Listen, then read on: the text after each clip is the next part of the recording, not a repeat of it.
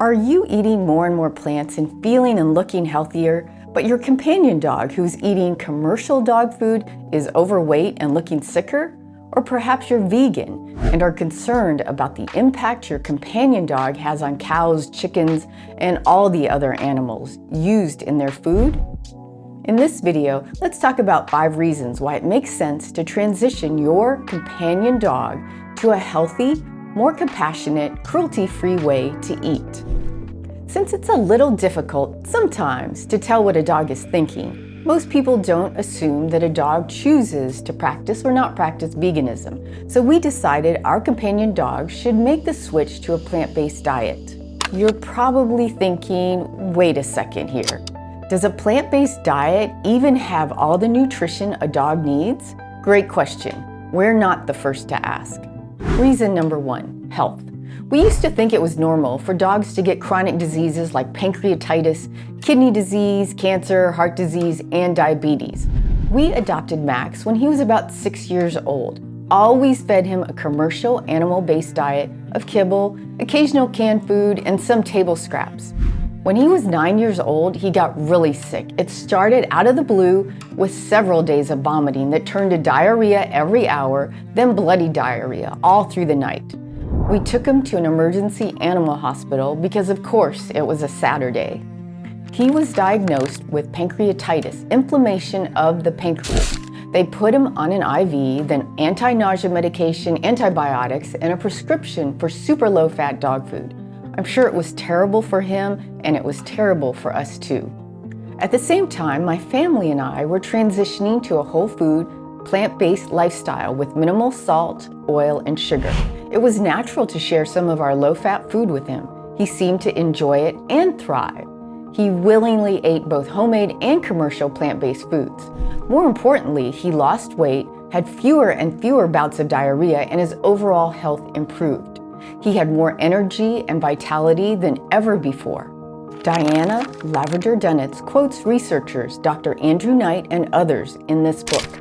Accordingly, when considering health outcomes in conjunction with dietary hazards, the pooled evidence to date from our study and others in this field indicates that the healthiest and least hazardous dietary choices for dogs among conventional, raw meat, and vegan diets are nutritionally sound vegan diets. These researchers went on to say in their study that the commonly reported benefits of transitioning your dog to a nutritionally sound plant-based diet include allergy control, weight control, overall health and vitality improvement, less cancer, arthritis and diabetes, and even fewer incidences of fleas, ticks, lice, and mites. Pretty powerful, but there's more. Reason number 2, longevity. In our experience with previous companion dogs, they never lived super long lives. Since Max's bout with pancreatitis, we started doing more research. Mimi Kirk and Lisa Kirk write here about Bramble, a Welsh collie who lived to 25 years. Anne Heritage, Bramble's caretaker, writes, I attribute their longevity to a care regime that includes organic, vegan dog food, a lot of exercise, stress control, and recognizing the mental health implications for captive animals. I recognize that dogs are individuals with emotional lives and unique emotional landscapes and personalities. Anne's respectful approach to her companion dogs as individuals and a vegan diet helped the others to live to 19 and 20 years. What inspiration! But what about all those colorful bags of animal-based pet food in the grocery store? Reason number 3, do you really know what's in commercial animal-based pet food?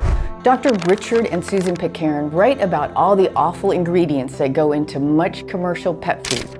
There may be exceptions among some of the higher quality brands, but the source for most pet foods boils down to this: animal and plant wastes that cannot be used for human consumption. They describe processing animals for pet food. Slaughtering and processing of animals for humans must follow health standards, not so for pet food. The meat inspectors reject certain material from the carcasses. What's wrong with that, right? Wolves kill wild animals and eat them, maybe even a few days old. Those wild animals, however, lived outdoors, ate a fresh diet, and were not generally diseased or contaminated like our livestock.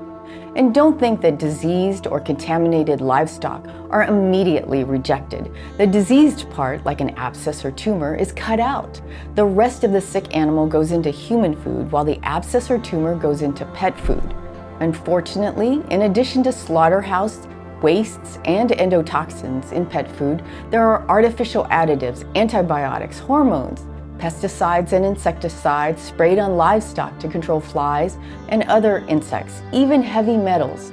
Maybe you're still thinking that dogs are carnivores and should eat like wolves. Reason number 4, dogs are not wolves. I always thought that dogs were carnivores and needed to eat lots of meat like their wolf ancestors. The more meat, the better. As it turns out, a 2013 study compared the dog genome to the wolf genome and found that dogs have evolved an enhanced ability to digest starch. Did you hear that right? Starch. A dog has a higher copy number of the pancreatic amylase AMY2B gene compared to their wolf ancestors. True carnivores lack these enzymes. Dogs also have molars with flat surfaces that can grind up plant material or bones, a larger small intestine, and the ability to produce vitamin A from beta-carotene from plants, unlike their ancestor wolves. In other words, dogs do not have to eat like wolves. Reason number 5. A plant-based diet is kinder to other animals and better for the planet. The average person on a Western diet will eat thousands of animals during their lifetime. In fact, about 80 billion animals are slaughtered each year for meat, along with trillions of fish. Most of them come from factory farms.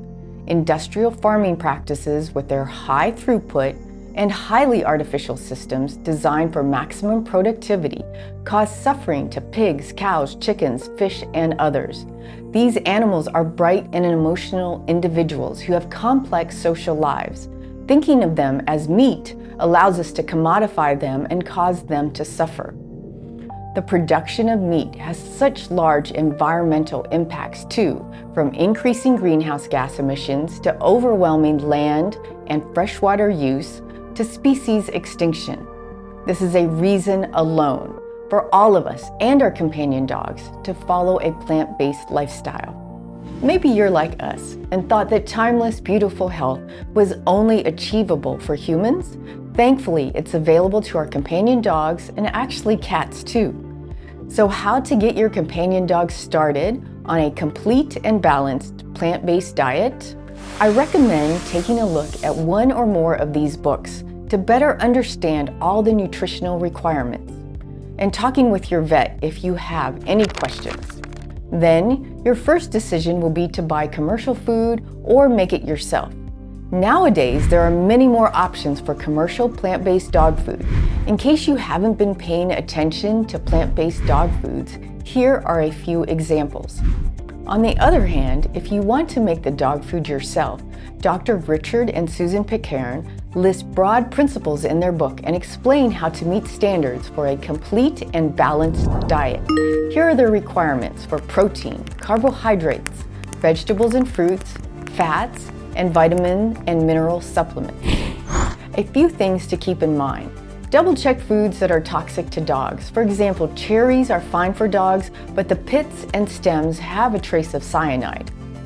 Make the transition slowly over a week or two. Just like in humans, as the diet changes, the microorganisms in the gastrointestinal tract also have to change. Changing too quickly may cause temporary diarrhea or loss of appetite as some gut bacteria die off and new gut bacteria take their place.